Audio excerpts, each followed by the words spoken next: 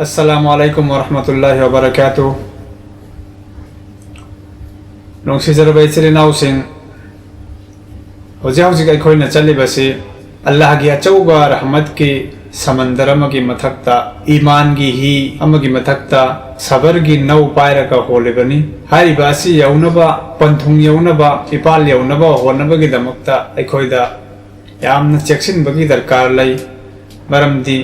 हारिबा था असिना हौखिबदा अखोइदगी तौबा याबा थबक कया खुदोंग चाबा कया नानथोखिबा याय।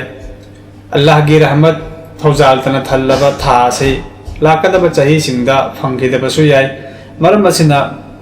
अखोइना होलिबा ही असिदा फत्तबा मिवा ngangbagi haramgi chirol chatpagi wathiorem tawbagi mi wahanbagi huralanagi chahaidaba chabagi yanghaidaba yengbagi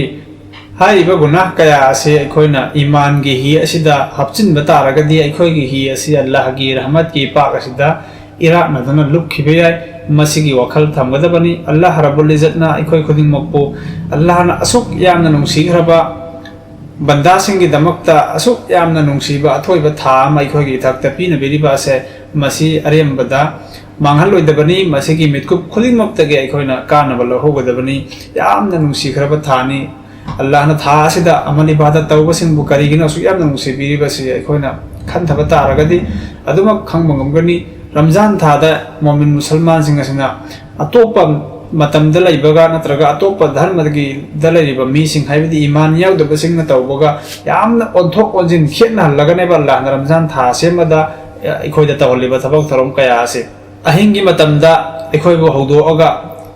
चाक पिचरिबनी हारिबा अहिंगी मतम असिदा ताइबंग पान अमा फावबदा जाति अमा फावबा मियोबा अमा फावबना चानबा मतम नत्ते अहिंग हाइबसे तुमनबा पोथाना मतमनि तुमनबा पोथाना मतम अदुसु नुंगाइना तुमखलकपा नोंगालमदाइगी अखोइगी यामना शांति लैना पेन तुमखलकपा अदवाइदा अखोइबु अल्लाहना हौदोक्लिबनी हौदोक्लगा अखोइगी थमोइदा महाकि नुंसिबगी मैरी असे हापचल्ले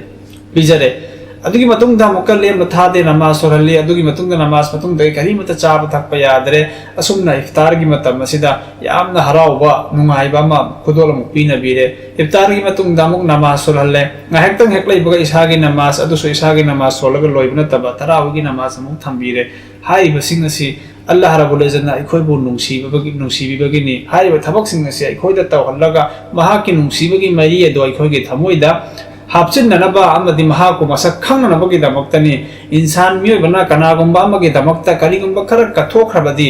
हारिबा माना कथोलुरिबा मी अदो मदुगी नुंसिबसि मागे थमोइदा मतम चुप्पा लैगनेबा। मामा मपासिंगना मचासिंगबो अदुगी मथिंग नुंसिरिबसि करिगिनो मामा ओइबसिंगना करिगिनो मचा ओइबसिंगबो ओक्तबो ओइरबसु अमुबो ओइरबसु मसक थीबो ओइरबसु अखोइगी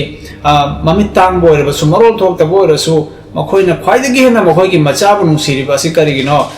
मरमदी मखोइना मचागी नमक्ता अवाबा खांगलक्लिबा मचादुगी नमक्ता कथोरक्लिबा असिगुमना कनागुंबा अमा फावबगी नमक्ता कथोक्पा लैखिदरि अवाबा खांखिदरिबा।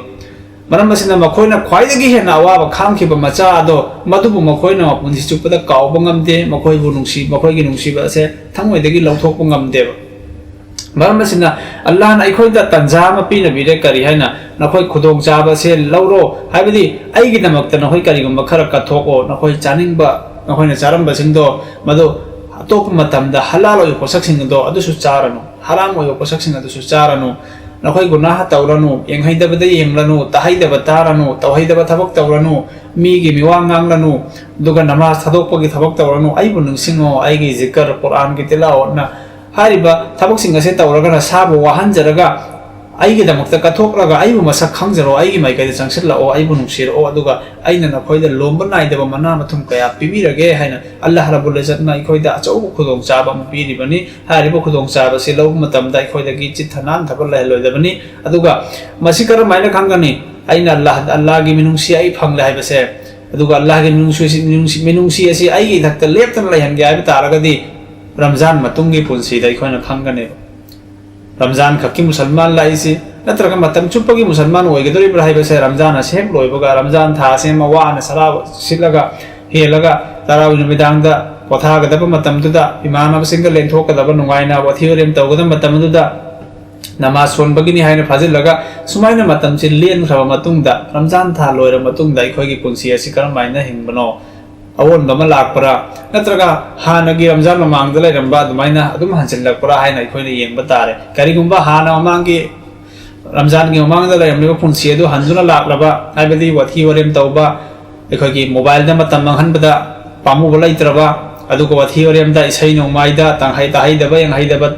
कईदौबा अखोइगी हराम की थबक कया तौरगा लैबा चाहिदबा कया चारगा लैबा मतम मंगहनबा हाइबा थबकसिंगदो हंजुना लाकलबदी अइना अल्लाह की नुंसीबासिबु फाजनजबा ngमहौद्रे अइगे थमोइदा अल्लाह बु हापसिलहौबा ngमहौद्रे अइ सीबा कीद्रो मिसक अमनी सीर मतुंगदा अवाबा लाकदबा कयादो मदु खांगवा ngमलनी हाइरबा मिसक अमनी हाइना अखोइ इसा इसाना खनगदबनी नुंसीजरबा इसिल नाउसिंग यामना खनथरिंगाइगिनी इंसान मियोइबसे ममांगदा हौखिबा हौखरे अखोइ मियोइबनी गुनाह लैतबा लैते नबी नते अखोइ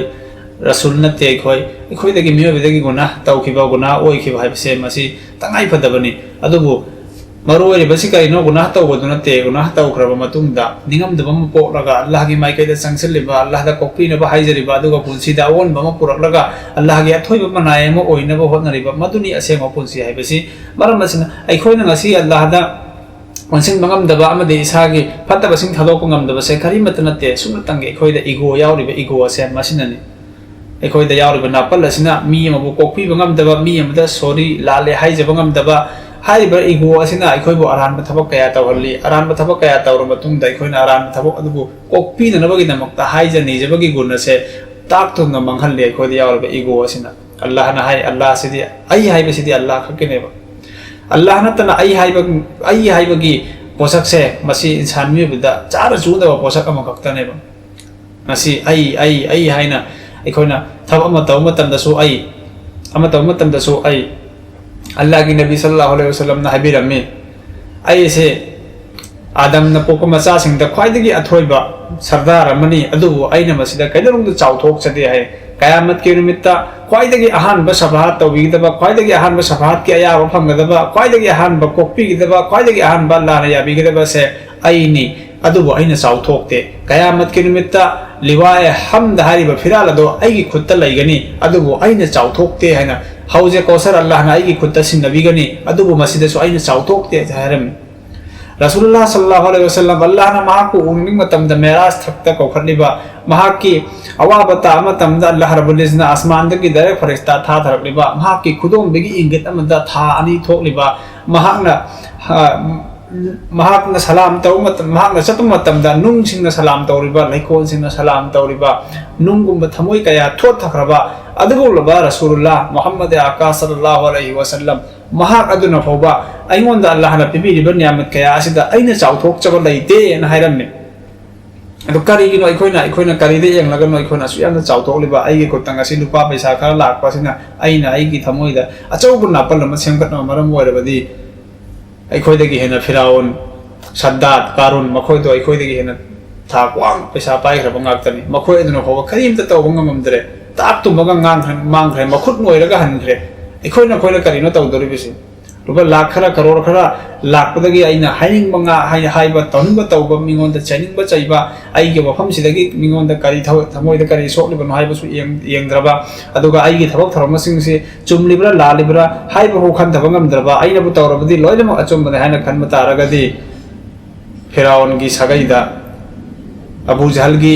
नाकलोमदा अखोइगी परिंदा दमक चलबा ताबने करिमत कानरो दुनिया सुमाइना सुम लोइसिनथ्रगनी सुमाइना नापल तौरिङै फोटानी तौरिङै आइदी सक फजै आइदी पैसा पाइ आइदी बिजनेसमैन नि अदुगा आइदी एमएलए नि आइदी मिनिस्टर नि हाइना आइदी दुकानदार अचौबनी आइदी बिल्डर अचौबनी हाइना मुक अगर लैरिङै मतमदुदा आइगी मोतु लाख मतमदा करि तगोनी जन्नत सागनी हाइना साराम नुपा कनाना वखल फाव खनबा ngमनते कना ज तायम बानाइदा जन्नत साब ngमगनी हाइबसे अदुबो आइदी जन्नत सागदरबनी हाइना जन्नत की फजब लैतेंग सिंग अदो आइदी हापकदोर पुनमक थमगनी हाइना मसागे लंथुम सिंग अदोगी काइथोलगा सारमबा सता अदो मसाना साबा जन्नत दो हुचंगगा मिकुल फावबा मिथम फावबा यंग ngमखिदरे खोइना करिनो तौदोरिस एखोइना पैसा पाइरे इना को लेहारे बसी कयामतिक पाइ खरमनो करि तौबा ngमनो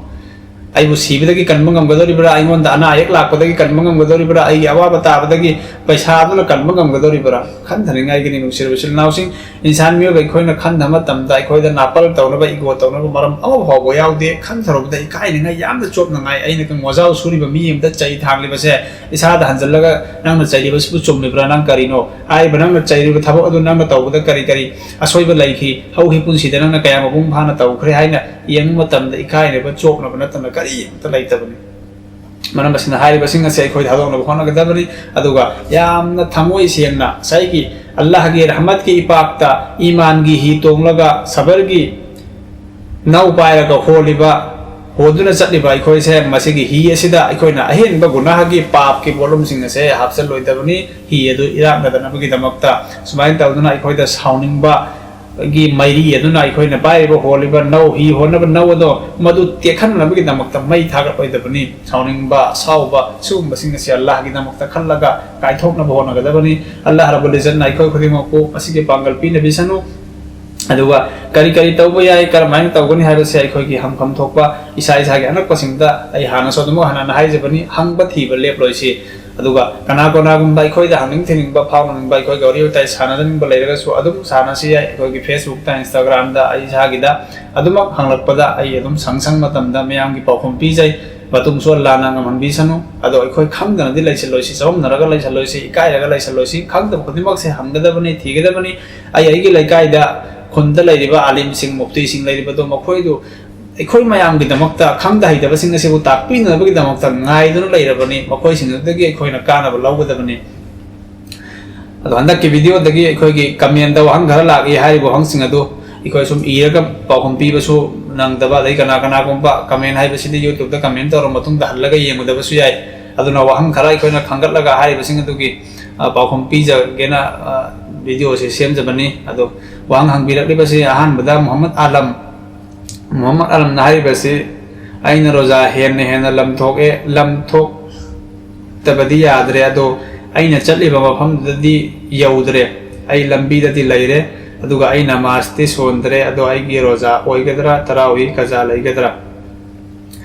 ꯀꯅꯥꯒꯨꯝꯕꯅ ꯀꯤꯂꯣꯃꯤꯇꯔ 65.5 ꯁꯤꯒꯤ ꯆꯥꯡꯗ ꯃꯁꯤꯗꯒꯤ ꯍꯦꯟꯗꯣꯛꯅ ꯃꯍꯥꯛꯅ ꯂꯪꯐꯩ ꯆꯠꯀꯗꯕ ꯑꯣꯏꯔꯒꯗꯤ ꯃꯍꯥꯛ ꯑꯗꯨ ꯅꯃꯥꯖꯁꯨ ꯀꯁꯔ ꯁꯣꯟꯒꯗꯕꯅꯤ ꯍꯥꯏꯕꯗꯤ ꯅꯃꯥꯖ ꯔꯀꯥꯠ 2 ꯐꯔꯖ ꯔꯀꯥꯠ 4 ꯑꯣꯏꯕꯗꯣ रकात 2 खक सोनगदबनी अदुगा कनागुम्बना रोजा हेले हाइबो रोजा दो महा करिगुम्बा वागदबो ngamloidabo ओरगदि रोजा दो हेलोइदबनी नत्रगा मरक्ता काइथोक्लबसु करिसु काइदे अदु कनागुम्बना रोजा हेलगा चटले अदु लंबीदा फरक्ता मरमदगी नमाज सोनबा नंगद्रे महा अहनबदा यारे मखैदि नमाज सोलगा जन बोहनगदबनी अदुगा करिगुम्बा नंगद्रेना खल्लो लंबी मरक्ता नमाज सोनबो होनगदबनी नत्रगा मदुसु करिगुम्बा खुदोंग चादना खल्लो यौबगा मफम चाबगा नमाज सोनबे याबगा हारिबा नमाज दो सोनबो होनगदबनी अदु तरावगी मतम से अखोगी इसा मतुंगदगिना फजर फोबनी हारिबा मतम असिगी मनुंगदा एनी मतमंगदा तरावगी नमाज सोनबे याय मसिदा करिगुम्बा ngam hौद्रे अदोरबदी महाकी मथक्ता तरावगी कजा सिंबगी तंगाई फतब लेते मरमदे तरावी असि सुन्नतनी अनि सुबासिसु मोहम्मद आलमगी वहंगनी रमजान थादा नुपी नुपा लैमिनबा रोजा काइब्रा असे कोई रोजा काइबा थबकनी कोई तौरदबनी नोंथिनगी मतमदा रोजा हेन मतमदुदा हाइबा थबकसिंग असिना रोजा काइहल्ले के हाइस मुस्ताक नवहंग अमहंगी मुफ्ती साहब मीगी लंदोन सिंगदना सीखिबगी मतांगदा नवो बयान अमदा तौबिरो मीगी लंदोन हाइबसे मसी कनागुम्बा मदगी आइना करिगुम्बा लंदोन खरा लौरोबा सेद खरा लौरोबा अदु अरगदी मदु अंगम मतमदा ngamlakpa matamda haina khiba matam adu da singdoknu bo honagdabani haiba lawruba landona se masigi mahusinbe abam phoba leite lagi manakta karigo mi aduna kopi ba taragadi haiba do amhakna adok singani kanagumba amana mahaki mathakta landon adi migi landon don silalaga tayong bana si thadoktu chatkre adorabadi mahakna thanamliba landom singado madudagi sarvom thona khaidolaga ikhogi magi kafanda phangi darkar aibsing haidokna matungda Mahake लेमहौरिबा सिंगदगी Mahake लंदोन सिंगदो सिंगदोकना होनगदबनी करिगुम्बा Mahake लेमहौरिबा सिंगदगी लंदोन सिंगदो सिंगदोकपा कोनद्रे अदोरबदी कनागुम्बा मागी मचा सिंगदुना ꯑꯩꯈꯣꯏꯒꯤ ꯑꯐꯕ ꯃꯤ ꯑꯣꯏꯕ ꯇꯥꯔꯒꯗꯤ ꯍꯥꯏꯕꯗꯤ ꯑꯐꯕ ꯍꯥꯏꯕꯗꯤ ꯃꯈꯣꯏꯒꯤ ꯃꯊꯛꯇ ꯇꯉꯥꯏ ꯐꯗꯕ ꯂꯩꯇꯦ ꯃꯄꯥꯒꯤ ꯊꯝꯂꯤꯕ ꯑꯗꯨꯗꯒꯤ ꯁꯔꯣꯝ ꯊꯣꯛꯄꯒꯤ ꯑꯃ ꯊꯣꯛꯑꯒ ꯑꯃꯗꯨꯗꯒꯤ ꯂꯣꯏꯅꯃꯛ ꯀꯣꯟꯅꯅꯕ ꯃꯄꯥꯗ ꯇꯣꯠꯁꯤꯜꯂꯝꯕ ꯅꯠꯇ꯭ꯔꯒ ꯃꯄꯥꯅ ꯋꯥꯁꯤꯌꯠ ꯇꯧꯔꯝꯕꯁꯤꯡ ꯑꯩꯈꯣꯏꯒꯤ ꯁꯤꯡꯗꯣꯛꯅꯕ ꯄꯤꯊꯣꯛꯅꯕ ꯍꯣꯠꯅꯒꯗꯕꯅꯤ ꯃꯗꯨꯗꯁꯨ ꯀꯣꯟꯅꯗ꯭ꯔꯦ ꯑꯗꯨ ꯑꯣꯏꯔꯕꯗꯤ ꯀꯔꯤꯒꯨꯝꯕ ꯃꯆꯥꯁꯤꯡ ꯑꯗꯨꯅ ꯃꯄꯥꯒꯤ ꯈꯜꯂꯒ ꯃꯈꯣꯏꯒꯤ ꯃꯥꯏꯀꯩꯗꯒꯤ ꯁꯤꯡꯗꯣꯛꯄꯤꯔꯗꯤ ꯐꯔꯦ ꯀꯣꯛꯈ꯭ꯔꯒꯅꯤ ꯀꯔꯤꯒꯨꯝꯕ ꯃꯆꯥꯁꯤꯡ ꯑꯗꯨꯅ ꯁꯤꯡꯗꯣꯛꯄꯤꯗ꯭ꯔꯦ ꯑꯗꯨ ꯃꯆꯥꯁꯤꯡꯗ ꯒꯨꯅꯥꯍꯗꯤ ꯂꯩꯔꯣꯏ ꯑꯗꯨꯕꯨ ꯃꯄꯥꯒꯤ ꯃꯊꯛꯇ ꯑꯜꯂꯥꯍꯒꯤ ꯃꯅꯥꯛꯇ ꯑꯆꯧꯕ ꯍꯤꯁꯥꯕ ꯀꯤꯇꯥꯕꯇꯤ ꯂꯩꯒꯅꯤ ꯅꯨꯡꯁꯤꯔꯕ ꯏꯆꯤꯜ ꯏꯅꯥꯎꯁꯤꯡ ꯃꯤꯉꯣꯟꯗꯒꯤ ꯂꯝꯗꯣꯟ ꯄꯨꯕ ꯍꯥꯏꯕꯁꯦ ꯌꯥꯝꯅ ꯑꯩꯈꯣꯏꯒꯤ ꯂꯝꯗꯣꯟ ꯄꯤꯕꯤꯔꯛꯂꯤꯕ ꯍꯥꯏꯕꯁꯦ ꯈ꯭ꯋꯥꯏꯗꯒꯤ ꯑꯆꯧꯕ ꯊꯕꯛ ꯑꯃꯅꯤ ꯃꯁꯤꯕꯨ ꯑꯩꯈꯣꯏꯅ ꯁꯤꯡꯗꯣꯛꯅꯕ ꯍꯣꯠꯅꯒꯗꯕꯅꯤ ꯃꯁꯤꯒꯤ ꯃꯇꯥꯡꯁꯦ ꯀꯌꯥ ꯃꯇꯤꯛ ꯁꯥꯊꯤꯕꯅꯣ ꯍꯥꯏꯕ ꯃꯇꯝꯗ ꯑꯜꯂꯥꯍꯒꯤ ꯅꯕꯤ ꯁꯜꯂꯜꯂꯥꯍु ꯑꯂꯩꯍꯤ ꯋꯁꯜꯂꯝꯒꯤ ꯃꯥꯡꯗ ꯅꯣꯡꯃ ꯖनाजा ꯑꯃ ꯄꯨꯔꯛꯑꯦ ꯑꯜꯂꯥꯍꯒꯤ ꯅꯕꯤ ꯁꯜꯂल्लाहु अलैहि वसल्लमना ꯍꯪꯉꯦ ꯍꯥꯏꯔꯤꯕ ꯖनाजा ꯑꯁꯤꯒꯤ ꯃꯊꯛꯇ ꯍꯥꯏꯕꯗꯤ ꯃꯌꯤꯠ ꯑꯁꯤꯒꯤ ꯃꯊꯛꯇ ꯀꯅꯥꯒꯨꯝꯕꯒꯤ ꯂꯝꯗꯣꯟ ꯂꯩꯕ꯭ꯔꯥ ꯍꯪꯉꯦ ꯃꯇꯝꯗꯨꯗ ꯂꯝꯗꯣꯟ ꯂꯩꯌꯦꯅ ꯈꯨꯝꯈꯤ ꯑꯗꯨꯒꯤ ꯃꯇꯨꯡꯗ ꯑꯜꯂꯥꯍꯒꯤ ꯅꯕꯤ ꯁꯜꯂल्लाहु अलैहि वसल्लमना ꯍꯪꯈꯤ ꯃꯍꯥꯛꯅ ꯂꯝꯗꯣꯟ ꯁꯤꯡꯗꯣꯛꯅꯕꯒꯤꯗꯃꯛꯇ ꯀꯔꯤ ꯀꯔꯤ ꯊꯝꯂꯝꯃꯤ ꯍꯥꯏꯗꯤ ꯀꯔꯤꯒꯨꯝꯕ ꯈꯔ ꯊꯝꯂꯝꯕ꯭ꯔꯥꯅ ꯍꯪꯉꯤ ꯃꯇꯝ ꯑꯗꯨꯗ ꯊꯝꯂꯝꯗꯦ ꯍꯥꯏ ꯃꯇꯝ ꯑꯗꯨꯗ ꯅꯨꯡꯁꯤꯕ ꯔꯁꯨꯜ ꯁꯜꯂल्लाहु अलैहि वसल्लम ꯍꯥꯏꯔꯛꯈꯤ ꯑꯗꯨ ꯑꯣꯏꯔꯕꯗꯤ ꯖनाजाꯁꯦ ꯅꯈꯣꯏ ꯁꯣꯜꯂꯣ ꯑꯩ ꯁꯣꯜꯂꯔꯣꯏꯅ ꯍꯥꯏꯈꯤ ꯐꯤꯕꯝ ꯑꯁꯤ ꯎꯕꯗ ꯁꯍꯥꯕꯥꯏ ꯀꯤꯔꯥꯝ ꯑꯃꯅ ꯌꯥ ꯔꯁꯨꯂꯜꯂꯥꯍ ꯃꯍꯥꯛꯀꯤ ꯃꯊꯛꯇ ꯇꯣꯛꯂꯤꯕ ꯂꯝꯗꯣꯟ ꯑꯗꯨ ꯑꯩꯅ ꯑꯣꯏꯅ ꯁꯤꯡꯕꯒꯤ ꯗꯥꯏꯇꯁꯦ ꯑꯩꯅ ꯂꯧꯖꯔꯦꯅ ꯍꯥꯏꯔ ꯃꯇꯨꯡꯗ ꯅꯨꯡꯁꯤꯕ ꯔꯁꯨꯜ ꯁꯜꯂल्लाहु अलैहि वसल्लमना ꯃꯍꯥꯛꯀꯤ ꯖनाजा ꯁꯣꯟꯕꯤꯈꯤ ꯃꯁꯤꯗꯒꯤꯁꯨ ꯑꯩꯈꯣꯏꯅ ꯈꯟꯊꯕ ꯌꯥꯔꯦ ꯅꯨꯡꯁꯤꯕ ꯑꯀꯥ ꯁꯜꯂल्लाहु अलैहि वसल्लम ꯑꯁꯨꯛ ꯌꯥꯝꯅ ꯃꯤꯅꯨꯡꯁꯤ ꯆꯥꯎꯕ ꯑꯁꯨꯛ ꯌꯥꯝꯅ ꯊꯣꯠꯅꯧꯈ꯭ꯔꯕ ꯑꯗꯨꯅ ꯐꯥꯎꯕ ꯑꯩꯅ ꯖनाजाꯒꯤ ꯅꯃꯥꯖ ꯁꯣꯜꯂꯔꯣꯏ ꯅꯈꯣꯏ ꯁꯣꯜꯂꯣꯅ ꯍꯥꯏꯔꯝꯂꯤꯕꯁꯦ ꯃꯁꯤꯒꯤ ꯗꯟꯗꯤ ꯆꯩꯔꯥꯛ ꯑꯁꯤ ꯑꯜꯂꯥꯍꯒꯤ ꯃꯅꯥꯛꯇ ꯀꯌꯥ ꯌꯥꯝꯅ ꯂꯩꯔꯝꯒꯅꯤ ꯍꯥꯏꯕꯁꯤ ꯑꯩꯈꯣꯏꯒꯤꯗꯃꯛ ꯈꯟꯊꯁꯤ ꯑꯗꯨ ꯀꯅꯥꯒꯨꯝꯕ ꯂꯝꯗꯣꯟ ꯇꯣꯏꯁꯤꯜꯂꯒ ꯂꯩꯈꯤꯗ꯭ꯔꯦ ꯃꯈꯣꯏꯒꯤ ꯃꯍꯥꯛꯀꯤ ꯃꯆꯥ ꯃꯁꯨꯁꯤꯡ ꯍꯧꯖꯤꯛ ꯍꯤꯡꯍꯧꯕ ꯇꯥꯔꯒꯗꯤ ꯃꯈꯣꯏꯁꯤꯡ ꯑꯗꯨꯅ ꯏꯄꯥꯒꯤꯗꯃꯛꯇ ꯏꯄꯥ ꯏꯃꯥꯗꯣ ꯑꯩꯈꯣꯏꯒꯤꯗꯃꯛꯇ ꯄꯨꯟꯁꯤ ꯆꯨꯞꯅ ꯋꯥꯔꯝꯂꯒ ꯄꯣꯊꯥꯕ ꯁꯪꯗꯅ ꯍꯟꯈ꯭ꯔꯕꯅꯤ ꯃꯔꯝ ꯑꯁꯤꯅ ꯃꯈꯣꯏꯒꯤꯗꯃꯛꯇ ꯁꯤꯡꯗꯣꯛꯄꯤꯅꯕ ꯅꯠꯇ꯭ꯔꯒ ꯍꯥꯏꯖꯔꯒ ꯀꯣꯛꯊꯣꯛꯍꯟꯅꯕ ꯍꯣꯠꯅꯒꯗꯕꯅꯤ ꯑꯜꯂꯥꯍꯅ ꯑꯩꯈꯣꯏ ꯈꯨꯗꯤꯡꯃꯛꯄꯨ ꯍꯥꯏꯔꯤꯕ ꯂꯝꯗꯣꯟ ꯄꯨꯔꯒ ꯁꯤꯡꯗꯣꯛꯇꯕ ꯑꯁꯤꯗꯒꯤ ꯀꯥꯏꯊꯣꯛꯄꯤꯕ ꯑꯣꯏꯁꯅꯨ ꯃꯊꯪꯗ ꯁꯣꯐꯤꯁꯤꯡꯒ ꯋꯥꯍꯪ ꯑꯃꯁꯨ ꯍꯪꯂꯤ ꯀꯔꯤ ꯌꯨꯝꯂꯣꯟꯅꯕꯗ ꯅꯤꯁꯥ ꯌꯣꯜꯂꯦ ꯊꯤꯡꯕꯁꯨ ꯉꯝꯗ꯭ꯔꯦ ꯑꯗꯨꯕꯨ ꯃꯤꯑꯣꯏꯕ ꯑꯣꯏꯅ ꯂꯩꯀꯥꯏ ꯑꯃ ꯑꯣꯏꯅ ꯈꯠꯅ ꯆꯩꯅꯕ ꯌꯥꯎꯗꯅ ꯅꯨꯡꯉꯥꯏꯇꯕ ꯊꯝꯅꯗꯅ ꯍꯤꯡꯃꯤꯟꯅꯔꯦ ꯑꯗꯨꯕꯨ ꯏꯃꯨꯡ ꯑꯗꯨꯅ ꯂꯩꯃꯤꯟꯅꯕꯒꯤ ꯅꯨꯡꯁꯤꯅꯕꯒꯤ ꯊꯥꯛꯇ ꯄꯤꯖ ꯄꯤꯊꯛꯅꯤꯡꯗꯨꯅ ꯌꯦꯟꯖꯥꯡ ꯅꯠꯇ꯭ꯔꯒ ꯑꯇꯣꯞꯄ ꯆꯥꯅ ꯊꯛꯅꯕ ꯄꯤꯔꯛꯂꯕꯗꯤ ꯃꯗු ꯆꯥꯕꯗ ꯀꯔꯤ ꯑꯣꯏꯕ ꯑꯣꯏꯗꯕ ꯍꯥꯏꯕꯗꯨꯒꯤ ꯃꯇꯥꯡꯗꯁꯨ ꯈꯪꯅꯤꯡꯉꯤ ꯑꯍꯥꯟꯕꯗ ꯑꯩꯈꯣꯏꯒꯤ ꯅꯤꯁꯥ ꯌꯣꯟꯕ ꯗ꯭ꯔꯒ ꯌꯣꯟꯕ ꯍꯥꯏꯕꯁꯤ ꯑꯩꯈꯣꯏꯒꯤ ꯃꯁꯤ ꯏꯁꯂꯥꯝꯗ ꯑꯗꯨꯛꯀꯤ ꯃꯇꯤꯛ ꯃꯣꯠꯄ ꯊꯕꯛ ꯑꯃꯈꯛꯇꯪꯅꯤ ꯃꯍꯥꯛꯅ ꯃꯤꯑꯣꯏ ꯀꯌꯥꯒꯤ ꯄꯨꯟꯁꯤꯒꯤ ꯗꯥꯏꯇꯅꯣ ꯃꯍꯥꯛꯅ ꯑꯜꯂꯥꯍꯒꯤ ꯃꯥꯡꯗ ꯃꯤꯑꯣꯏ ꯀꯌꯥꯒꯤ ꯄꯥꯎꯈꯨꯝꯅꯣ ꯃꯍꯥꯛꯅ ꯄꯤꯔꯨꯒꯗꯧꯔꯤꯕꯁꯤ ꯃꯤꯑꯣꯏ ꯀꯌꯥꯒꯤ ꯃꯤ ꯍꯥꯠꯄ ꯍꯥꯏꯕꯁꯤꯗꯤ ꯑꯃꯨꯛꯈꯛꯇꯅꯤ ꯁꯤꯔꯤꯕ ꯀꯅꯥꯒꯨꯝꯕꯅ ꯊꯋꯥꯏ ꯑꯃꯕꯨ ꯍꯥꯠꯂꯕꯗꯤ ꯃꯍꯥꯛꯅ ꯇꯥꯏꯕꯪꯄꯥꯟ ꯑꯁꯤꯗ ꯂꯩꯔꯤꯕ ꯊꯋꯥꯏ ꯈꯨꯗꯤꯡꯃꯛ ꯍꯥꯠꯄꯒꯨꯝꯕꯅꯤ ꯍꯥꯏꯅ ꯍꯥꯏꯕꯤꯔꯤꯕꯅꯤ ꯀꯨꯔꯥꯟꯗ ꯑꯜꯂꯥꯍꯅ ꯑꯗꯣ ꯃꯤ ꯍꯥꯠꯄꯁꯤꯗꯤ ꯑꯃꯨꯛꯈꯛ ꯍꯥꯠꯈ꯭ꯔꯒ ꯁꯤꯔꯒ ꯂꯣꯏꯔꯦ ꯑꯗꯣ ꯃꯤꯑꯣꯏꯕꯒꯤ ꯄꯨꯟꯁꯤꯕꯨ ꯃꯥꯡꯍꯜꯂꯤꯕ ꯑꯩꯈꯣꯏꯒꯤ ꯑꯋꯥꯕ ꯄꯤꯔꯒ ꯃꯤꯑꯣꯏꯕ ꯑꯃꯒꯤ ꯄꯨꯟꯁꯤꯕꯨ ꯅꯩꯍꯠꯂꯤꯕ ꯁꯝꯅ ꯀꯅꯥꯒꯨꯝꯕ ꯑꯩꯅ ꯗ꯭ꯔꯒ ꯌꯣꯜꯂꯦ ꯑꯩꯅ ꯗ꯭ꯔꯒ ꯌꯣꯟꯕ ꯑꯗꯨꯒꯤ ꯃꯔꯝꯗꯒꯤ ꯀꯅꯥꯒꯨꯝꯕ ꯑꯉꯥꯡ ꯑꯃ ꯍꯥꯏꯕꯗꯤ ꯀꯅꯥꯒ ꯗ꯭ꯔꯒꯇꯨ ꯁꯤꯖꯤꯟꯅꯔꯦ ꯂꯧꯔꯒ ꯍꯟꯅ ꯁꯤꯖꯤꯟꯅꯔꯦ ꯃꯥ ꯃꯁꯥꯁꯨ ꯋꯥꯔꯦ ꯃꯥ ꯋꯥꯕ ꯃꯔꯝꯗꯒꯤ ꯏꯃꯨꯡ ꯃꯅꯨꯡꯁꯨ ꯋꯥꯔꯦ ꯏꯃꯨꯡ ꯃꯅꯨꯡ ꯋꯥꯔꯕꯅꯤꯅ ꯂꯩꯀꯥꯏꯁꯨ ꯋꯥꯔꯦ ꯃꯤꯑꯣꯏ ꯀꯌꯥꯅꯣꯃ ꯊꯥꯁꯜꯂꯤꯕꯁꯤ ꯑꯩꯅ ꯗ꯭ꯔꯒ ꯒꯨꯂꯤ ꯑꯃꯈꯛ ꯌꯣꯟꯈꯤꯕ ꯑꯗꯨꯅ ꯅꯨꯡꯁꯤꯕ ꯏꯆꯤꯜ ꯏꯅꯥꯎꯁꯤꯡ ꯗꯨꯅꯤꯌꯥꯒꯤ ꯉꯥꯏꯍꯥꯛꯇꯪꯒꯤ ꯀꯔꯝ ꯀꯥꯟꯗ ꯍꯤꯡꯒꯗꯕ ꯐꯥꯎꯕ ꯆꯍꯤ 100 ꯍꯤꯡꯒꯅꯤ ꯅꯠꯇ꯭ꯔꯒ ꯑꯗꯨ ꯍꯤꯡꯒꯅꯤ ꯍꯥꯏꯕ ꯐꯥꯎꯕ ꯈꯪꯗꯕ ꯑꯩꯈꯣꯏꯅ ꯋꯥꯈꯜ ꯈꯟꯗꯅ ꯑꯀꯤ ꯇꯨꯖꯨꯡꯕ ꯌꯥꯎꯗꯨꯅ ꯑꯁꯤꯒꯨꯝꯂꯕ ꯊꯕꯛ ꯑꯁꯤꯗ ꯑꯩꯈꯣꯏꯒꯤ ꯃꯥꯏ ꯆꯪꯁꯤꯟꯕ ꯍꯥꯏꯕꯁꯤ ꯃꯁꯤ ꯌꯥꯝꯅ ꯐꯠꯇꯕ ꯊꯕꯛ ꯑꯃꯅꯤ ꯃꯁꯤ ꯈꯨꯗꯣꯡꯊꯤꯕ ꯑꯩ ꯈꯛꯀꯤꯅꯤ ꯑꯗꯨꯒ ꯈꯨꯗꯣꯡꯊꯤꯕꯁꯤ ꯑꯄꯤꯛꯄ ꯈꯨꯗꯣꯡꯊꯤꯕ ꯑꯣꯏꯔꯣꯏ ꯃꯁꯤ ꯈꯜꯂꯒ ꯑꯩꯈꯣꯏꯅ ꯊꯕꯛ ꯇꯧꯒꯗꯕꯅꯤ ꯑꯗꯨꯒ ꯁꯤꯗ ꯋꯥꯍꯪ ꯑꯁꯤꯒꯤ ꯃꯇꯨꯡ ꯏꯟꯅ ꯀꯅꯥꯒꯨꯝꯕ ꯑꯃꯒꯤ ꯃꯥꯒꯤ ꯐꯨꯜ ꯏꯟꯀꯝꯁꯤ ꯂꯣꯏꯅꯃꯛ ꯍꯔꯥꯝ ꯑꯣꯏꯔꯕꯗꯤ ꯃꯥꯒꯤ ꯗꯥꯎꯠꯁꯨ ꯆꯥꯔꯣꯏꯗꯕꯅꯤ ꯑꯗꯨꯒ ꯃꯈꯣꯏꯒ ꯂꯧꯊꯣꯛ ꯂꯧꯁꯤꯟꯁꯨ ꯇꯧꯅꯔꯣꯏꯗꯕꯅꯤ ꯃꯁꯤ ꯀꯔꯤꯒꯨꯝꯕ ꯃꯌꯥꯝꯅ ꯈꯪꯂꯕꯗꯤ ꯃꯍꯥꯛꯀꯤ ꯄꯨꯝꯅꯃꯛ ꯑꯁꯦ ꯍꯔꯥꯝꯒꯤ ꯃꯥꯏꯀꯩꯗꯒꯤ ꯂꯥꯛꯄꯅꯤ ꯍꯥꯏꯕꯁꯤ ꯈꯪꯂꯕꯗꯤ ꯃꯗꯨꯒꯤ ꯃꯥꯏꯀꯩ ꯃꯈꯣꯏꯒ ꯃꯔꯤ ꯂꯩꯅꯕꯒꯤ ꯍꯥꯏꯕꯗꯤ ꯆꯥꯕ ꯊꯛꯄ ꯂꯥꯟꯊꯣꯛ ꯂꯥꯟꯁꯤꯟ ꯇꯧꯅꯕ ꯃꯁꯤ ꯇꯧꯔꯣꯏꯗꯕꯅꯤ ꯃꯔꯝꯗꯤ ꯍꯔꯥꯝ ꯍꯥꯏꯕꯁꯤ ꯑꯗꯨꯝ ꯍꯔꯥꯝ ꯑꯣꯏꯒꯗꯕꯅꯤ ꯑꯗꯨꯒꯤ ꯏꯐꯦꯛ ꯑꯩꯈꯣꯏꯗꯁꯨ ꯂꯩꯒꯅꯤ ꯑꯗꯣ ꯀꯅꯥꯒꯨꯝꯕ ꯑꯃꯒꯤ ꯃꯈꯣꯏꯁꯦ ꯍꯂꯥꯜꯁꯨ ꯑꯣꯏꯕ ꯂꯥꯛꯄ ꯏꯟꯀꯝꯁꯦ ꯑꯗꯨꯒ ꯍꯔꯥꯝꯁꯨ ꯑꯣꯏꯕ ꯌꯥꯎꯔꯕ ꯑꯗꯨ ꯃꯍꯥꯛꯅ ꯀꯔꯤꯒꯨꯝꯕ ꯍꯔꯥꯝꯒꯤ ꯃꯥꯜꯗꯨꯗꯒꯤ ꯄꯤꯔꯛꯂꯤꯕꯅꯤ ꯍꯥꯏꯕ ꯈꯪꯕ ꯇꯥꯔꯒꯗꯤ ꯃꯗꯨ ꯂꯧꯔꯣꯏꯗꯕꯅꯤ ꯆꯥꯔꯣꯏꯗꯕꯅꯤ ꯗꯥꯋꯠ ꯇꯧꯔꯕꯁꯨ ꯆꯥꯔꯣꯏꯗꯕꯅꯤ ꯑꯗꯣ ꯃꯍꯥꯛꯅ ꯍꯂꯥꯜꯒꯤ ꯃꯥꯜꯗꯨꯗꯒꯤ ꯀꯔꯤꯒꯨꯝꯕ ꯄꯤꯊꯣꯛꯂꯛꯄ ꯑꯣꯏꯔꯒꯗꯤ ꯃꯗꯨ ꯂꯧꯕ ꯀꯔꯤꯁꯨ ꯀꯥꯏꯗꯦ ꯑꯗꯨꯒ ꯃꯍꯥꯛꯅ ꯁꯨꯝ ꯆꯨꯝꯅ ꯄꯤꯔꯛꯂꯒꯅ ꯃꯗꯨ ꯑꯩꯈꯣꯏꯅ ꯁꯤꯖꯤꯟꯅꯕꯗ ꯀꯩꯁꯨ ꯀꯥꯏꯗꯦ ꯃꯔꯝꯗꯤ ꯃꯍꯥꯛꯀꯤ ꯍꯂꯥꯜ ꯏꯟꯀꯝꯗꯨꯁꯨ ꯂꯥꯛꯄꯅꯤꯅ ꯃꯥꯒꯤꯁꯦ ꯍꯂꯥꯜꯒꯤ ꯁꯔꯨꯛꯇꯨꯗꯒꯤ ꯑꯣꯏꯔꯝꯕ ꯌꯥꯏ ꯍꯥꯏꯅ ꯈꯜꯂꯒ ꯁꯤꯖꯤꯟꯅꯕ ꯆꯥꯕ ꯊꯛꯄ ꯀꯔꯤꯁꯨ ꯀꯥꯏꯗꯦ ꯑꯗꯨꯕꯨ ꯆꯦꯛꯁꯤꯟꯕꯗꯤ ꯐꯩ ꯃꯊꯪꯗ ꯀꯦ ꯍꯩꯁ ꯑꯕꯗꯨꯜ ꯁꯨꯀꯨꯔ ꯒꯤ ꯋꯥꯍꯪꯁꯤꯅ ꯀꯔꯤꯅꯣ ꯐ꯭ꯂꯥꯏꯠ ꯅꯠꯇ꯭ꯔꯒ ꯇ꯭ꯔꯦꯟꯗ ꯅꯃꯥꯖ ꯁꯣꯟꯕꯒꯤ ꯃꯔꯝꯗꯨ ꯁꯟꯗꯣꯛꯅ ꯇꯥꯛꯄꯤꯌꯨ ꯐ꯭ꯂꯥꯏꯠ ꯅꯠꯇ꯭ꯔꯒ ꯇ꯭ꯔꯦꯟꯗ ꯅꯃꯥꯖ ꯁꯣꯟꯕ ꯍꯥꯏꯕꯁꯤ ꯑꯩꯈꯣꯏꯒꯤ ꯅꯃꯥꯖ ꯍꯥꯏꯕꯁꯦ ꯐꯖꯅ ꯑꯩꯈꯣꯏꯒꯤ ꯃꯥꯒꯤ ꯀꯤꯕ꯭ꯂꯥꯒꯤ ꯃꯥꯏꯀꯩꯗ ꯑꯣꯟꯕ ꯔꯨꯀꯨ ꯁꯖꯗꯥ ꯑꯔꯀꯥꯟ ꯐꯖꯅ ꯆꯨꯝꯅ ꯇꯧꯕ ꯐꯔꯖ ꯅꯃꯥꯖꯀꯤ ꯇꯉꯥꯏ ꯐꯗꯕꯅꯤ ꯑꯗꯨꯅ ꯀꯅꯥꯒꯨꯝꯕꯅ ꯇ꯭ꯔꯦꯟꯗ ꯐꯖꯅ ꯃꯐꯝ ꯐꯪꯉꯦ ꯅꯃꯥꯖ ꯁꯣꯟꯅꯕ ꯀꯤꯕ꯭ꯂꯥꯒꯤ ꯃꯥꯏꯀꯩꯗ ꯑꯣꯟꯕꯗꯒꯤ ꯅꯃꯥꯖ ꯍꯧꯕ ꯌꯥꯕꯒꯤ ꯈꯨꯗꯣꯡꯆꯥꯕ ꯐꯪꯉꯦ ꯑꯗꯨ ꯑꯣꯏꯔꯕꯗꯤ ꯅꯃꯥꯖ ꯁꯣꯟꯒꯗꯕꯅꯤ ꯑꯗꯨꯒ ꯄ꯭ꯂꯦꯟꯗꯁꯨ ꯀꯔꯤꯒꯨꯝꯕ ꯑꯩꯈꯣꯏꯅ ꯂꯦꯞꯈꯠꯂꯒ ꯐꯖꯅ ꯅꯃꯥꯖ ꯁꯣꯟꯕꯒꯤ ꯌꯥꯕꯒꯤ ꯆꯥꯡ ꯑꯗꯨ ꯐꯪꯕ ꯇꯥꯔꯒꯗꯤ ꯅꯃꯥꯖ ꯁꯣꯟꯒꯗꯕꯅꯤ ꯅꯠꯇ꯭ꯔꯕꯗꯤ ꯃꯃꯥꯡꯗ ꯅꯠꯇ꯭ꯔꯒ ꯇ꯭ꯔꯦꯟꯗꯒꯤ ꯀꯨꯝꯂꯕ ꯃꯇꯨꯡꯗ ꯑꯩꯈꯣꯏ ꯅꯥꯟꯊꯣꯛꯈ꯭ꯔꯤꯕ ꯅꯃꯥꯖꯁꯤꯡ ꯑꯗꯣ ꯃꯗꯨ ꯁꯣꯟꯅꯕ ꯍꯣꯠꯅꯒꯗꯕꯅꯤ ꯑꯗꯨꯒ ꯐꯔꯖ ꯅꯃꯥꯖ ꯐꯝꯃꯒ ꯁꯣꯟꯕ ꯍꯥꯏꯕꯁꯤ ꯌꯥꯝꯅ ꯇꯉꯥꯏ ꯐꯗ꯭ꯔꯕ ꯂꯦꯞꯈꯠꯄ ꯍꯧꯒꯠꯄ ꯉꯝꯗ꯭ꯔꯕ ꯇꯟꯖꯥ ꯑꯗꯨ ꯈꯛꯀꯤꯅꯤ ꯑꯗꯨꯅ ꯑꯩꯈꯣꯏꯅ ꯀꯤꯕ꯭ꯂꯥꯒꯤ ꯃꯥꯏꯀꯩꯁꯨ ꯃꯊꯣꯡ ꯈꯪꯗꯅ ꯑꯃꯁꯨ ꯈꯪꯗꯅ ꯐꯔꯖꯀꯤ ꯋꯥꯖꯤꯕꯀꯤ ꯅꯃꯥꯖ ꯁꯣꯟꯕ ꯍꯥꯏꯕꯁꯤ ꯑꯐꯕ ꯅꯠꯇꯦ ꯑꯩꯈꯣꯏꯒꯤ ꯅꯐꯜ ꯅꯃꯥꯖꯀꯨꯝꯕ ꯁꯨꯟꯅꯠꯀꯨꯝꯕ ꯁꯣꯟꯕꯗꯤ ꯀꯩꯁꯨ ꯀꯥꯏꯗꯦ ꯐꯝꯃꯒ ꯑꯗꯨꯝ ꯐꯝꯐꯝꯗ ꯑꯩꯈꯣꯏꯒꯤ ꯐ꯭ꯂꯥꯏꯠꯇ ꯑꯣꯏꯔꯕꯁꯨ ꯇ꯭ꯔꯦꯟꯗ ꯑꯣꯏꯔꯕꯁꯨ aduni sama bada koi kudong lepaga son bagi de kiblagi mai kai on bagi atraga ahan bagi kiblagi mai kai de on ngai di namaz sauhraga marakta hido hin tau kibde kai sukai de adu gi kudong sab lai ragadi namaz son ga dabani natrabadi kum thrak mutung namaz son ga dabani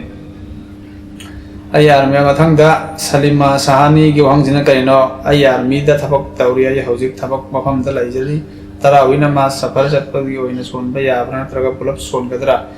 safar da chalaba kudong chablai daragabdi tarawih namaz chunan thoki ba so lawda bu kare so kaide adu bo yarim he lepagi kudong chablai ragadi lepaga son bo hona gadabani jangwa mathang da kai no jik jik life langphai chatpagi namaz son bagi matang da video sembiro hai base su chama nei cham chamri kana gomba safar da langphai chatpa tare kilometer humdra ga manga makhai da gi hendok na mahna numit tara ga marini gi changda safar da chatlok chatlok lagi da boragadi langphai da lagi da boragadi faras namaz matam habdi zaharda faras rakat mari ni khoida faras ni son gadab si hai ba mari adugi ma hotta ani khaktang son gadab ni masin kasar ka oi masibo Allah rabbul alamin ai khoi khudima ko hai ri bakara sida amal to ngam bagi pangal pi na bisanu sumaina kana kana gumba hangning ba lairaga so ai isa gi facebook da natraga instagram da natraga dum comment da hara so dum ya du comment da hai besi thoina yenguba da kudong chade aduna yare mo khai ato to bai khoi gi social media ge counseling dagi hangna bo na si Allah rabbul alamin ai khoi khudima ko Allah rabbul alamin ya bi ba banta hai do adu oi ngam bisanu wa akhiru dawana alhamdulillahi rabbil alamin